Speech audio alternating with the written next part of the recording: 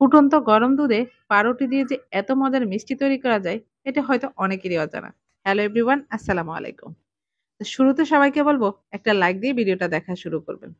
তো প্রথমে হচ্ছে এখানে আমি হাফ কেজি দুধ দিয়েছি লিকুইড। দুধটা যখন বলক চলে এসেছে তখন এর মধ্যে আমি পাউরুটি দিয়ে দিচ্ছি। তো আপনারা আপনাদের পরিমাণ মতো দিবেন। এখানে হচ্ছে টোটাল আমি ৮ টা পাউরুটি দিব। তো ৬ টা দিয়েছি, এটাকে একটু নিচের দিকে এভাবে দিয়ে তারপর হচ্ছে আরো ২ টা পাউরুটি দিব। তো আপনারা দুধ অনুযায়ী কিন্তু কমাতে পারেন, বাড়াতে পারেন। দুধ যদি বেশি দেন সেক্ষেত্রে আরেকটু বাড়িয়ে নিতে পারেন।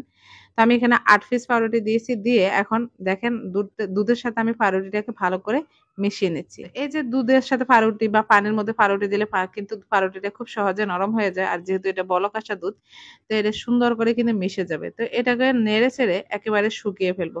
নরমালি আমরা রুটির আটা যেভাবে মানে গোলাই সেভাবে সেরকম হয়ে যাবে। তবে রুটির আটাটা যেরকম শক্ত থাকে এটা সেরকম হবে না। এটা একটু নরম থাকবে যেহেতু পাউরুটি। তো এটাকে এখন নামিয়ে নিলাম। দেখেন একটু নরম, নরম মানে পাতিলের মধ্যে লেগে থাকে বা আপনি হাত দিয়ে ধরলে হাতের মধ্যে লেগে থাকবে এরকম অবস্থা। তো নামিয়ে নেওয়ার পর এটা কিন্তু আরেকটু ঠান্ডা হওয়ার পর আরেকটু শক্ত হবে। তো এই যে এটাকে ভালো করে মথে মিশিয়ে নিব। সাইডের যে লাল অংশটা থাকে সেটা একটু শক্ত থাকে, সেটাকে সুন্দর করে মিশিয়ে নিচ্ছি।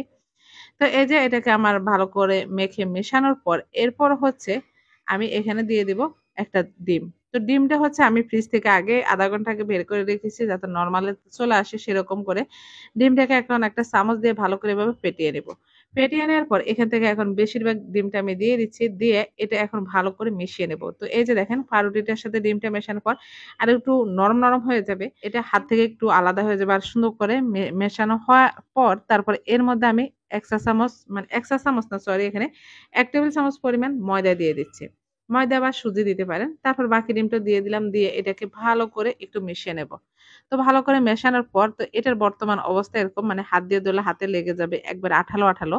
এখন হাতের মধ্যে হচ্ছে আমি ঘি মেখে নিলাম। ঘি মেখে নিলে সহজে আর হাতে লাগবে না। দেখেন আমি সুন্দর করে এটাকে চাইলে আপনারা গোলাকৃতিও করতে পারেন বা চাইলে এভাবে লম্বা আকৃতিও করতে পারেন। তো এই যে দেখেন সুন্দর করে মিষ্টির সাইজ করে আমি এভাবে বানিয়ে নিচ্ছি। তো এটা চাইলে আপনারা আরো ছোটও করতে পারেন বা আরো বড়ও করতে পারেন।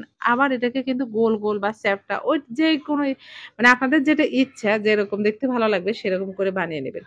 তো এই যে আমি যে হাতে ঘি দিয়ে বানাচ্ছি এটা কিন্তু হাতে একটুও লাগতেছে না, আপনারা নিশ্চয়ই দেখে বুঝতেছেন। এরপরে এটাকে আমি চুলায় চলে আসলাম। এখানে কিছুটা পরিমাণ মতো তেল দিলাম। তেল দিয়ে এটাকে একটু ভেজে নেব। একেবারে যে কড়া ভাজি সেরকম না। জাস্ট ৩-৪ মিনিটের মতো এটাকে ভেজে নেব। মানে একটু শক্ত করে নেব। তো এই যে দেখেন এটাকে উল্টে দিচ্ছি। উল্টে দিয়ে এটাকে ভেজে নিচ্ছি। একেবারে লাল করা যাবে না। এটাকে নেড়ে চেড়ে উপরের অংশটা একটু শক্ত হলে এটাকে নামিয়ে নেব। তো এই যে দেখেন আমার এটা ভাজা হয়ে গেছে। আমি এর থেকে বেশি শক্ত করব না বা কালার করব না। এই যে দেখেন অবস্থা। তো এটা এরকম করে আমি তুলে নেব। তো সেম ভাবে কিন্তু আমি আরো আছে বাকিটা। এখানে অর্ধেকটা দিয়েছি, পুরোটা আমি ভেজে নেব। এখন চুলায় চলে আসলাম আবার। তো একটা প্যান বসিয়ে এর মধ্যে আমি হাফ কাপের কম এখানে হাফ কাপের অর্ধেকটা চিনি দিয়ে দিলাম।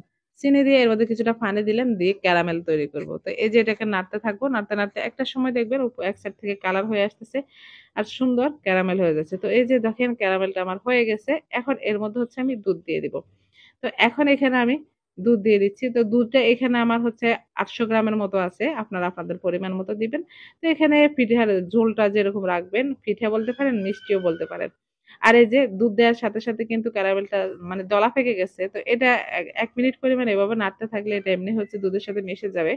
এখন একটু এলাচ গুঁড়ো দিয়ে দিচ্ছি। তো এলাচ গুঁড়ো যদি না থাকে সেক্ষেত্রে আপনারা কিন্তু আস্ত এলাচও দিতে পারেন। আরো ২ টেবিল চামচ পরিমাণ চিনি দিয়ে দিলাম। মিষ্টিটা আপনারা আপনাদের পরিমাণ মতো দিবেন। যেহেতু আমি ক্যারামেলের সময় চিনি দিয়েছি। তো এটা বলক আসা পর্যন্ত অপেক্ষা করতেছি। বলক আসার পর এর মধ্যে হচ্ছে আমি এই মিষ্টিগুলো দিয়ে দিচ্ছি। এই যে দেখেন সুন্দর করে সবগুলো মিষ্টি দিয়ে দিলাম। দিয়ে এটাকে নেড়ে চেড়ে এভাবে তারপরে হচ্ছে ঢাকনা দিয়ে ঢেকে দেব। ঢাকনা দিয়ে ঢেকে দেওয়ার পর এরপরে এটা বলক আসার পর যখন উপর দিকে উঠে আসবে তখন একটু ফাঁক করে দিলাম। এই যে এটার অবস্থা। তো এটাকে আমি চুলায় এভাবে ৬ থেকে ৭ মিনিট পরিমাণ এটাকে রাখবো। রাখার পরে এই যে দেখেন বর্তমান ৬-৭ মিনিট পর এটার অবস্থা এটা ফুলে গেছে অনেকটা। তারপরে এটাকে আরো ১ মিনিট পরিমাণ জাল করে নামিয়ে সারা রাতের জন্য রেখে দেব।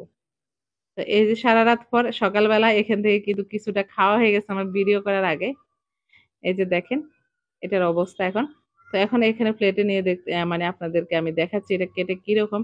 আর এটার দুধটা যে এত মজা হয়েছে একবারে রসমালাইয়ের মতো। এই যে একটা, একটা করে কেটে দেখাচ্ছি। খুবই মজার একটা নাস্তা। মিষ্টিও বলতে পারেন বা পিঠেও বলতে পারেন। অসাধারণ। আশা করি ভালো লেগেছে। ভালো লাগলে অবশ্যই শেয়ার করে দিবেন, লাইক কমেন্ট তো করবেন। সবাই ভালো থাকবেন। আল্লাহ হাফেজ।